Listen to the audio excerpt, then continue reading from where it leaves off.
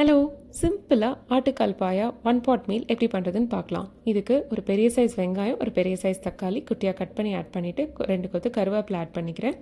அதோட 1 table spoon அளவுக்கு மிளகாய்த்தூள், 2 டேபிள் ஸ்பூன் அளவுக்கு மல்லித்தூள், 1 டீஸ்பூன் அளவுக்கு மஞ்சத்தூள், 1 டீஸ்பூன் அளவுக்கு சோம்பு, ஜீரகம், மிளகு 3 வந்து 1 டீஸ்பூன் அளவுக்கு ஆட் பண்ணிவிட்டு 1 டேபிள் ஸ்பூன் அளவுக்கு குழம்பு மிளகாய்த்தூள் ஆட் பண்ணிவிட்டு அதோட உப்பு, பச்சை மிளகாய் 1 கீரி ஆட் பண்ணி நல்லா 300லேருந்து 350 ml தண்ணி ஆட் பண்ணிக்கிறேங்க. இது வெறும் 2 குட்டி கால் வந்து ஆட் பண்ணுறதுக்காக. இது நல்லா வாஷ் பண்ணி வச்சுருக்க ஆட்டுக்காலையும் அதோட ஆட் பண்ணிக்கிட்டு அதோட கொத்தமல்லி இலையை வந்து கார்னிஷ் பண்ணுறதுக்கு மேலே பொடியாக கட் பண்ணி போட்டுட்டு குக்கரில் மூடி போட்டு நல்லா ஒரு 40லேருந்து 45 நிமிஷம் வேக விடுறேங்க. தண்ணி சஃபிஷியண்ட்டாக ஊற்றிக்கோங்க. அது கண்டிப்பாக அது ரொம்ப திக்காயிட்டா கூட நீங்கள் பின்னாடி தண்ணி ஆட் பண்ணி கொதிக்க வச்சுக்கலாம், பிரச்சனை இல்லை. பட் ஆனால் கம்மியாக வச்சுட்டிங்கன்னா கண்டிப்பாக அடி பிடிச்சிரும்.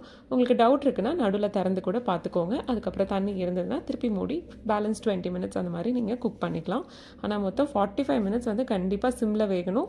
அப்போ தான் இந்த அளவுக்கு சாஃப்டாக வந்து அந்த கலோஜன்லாம் எனேபிள் ஆகி நல்லா வெந்திருக்கும்.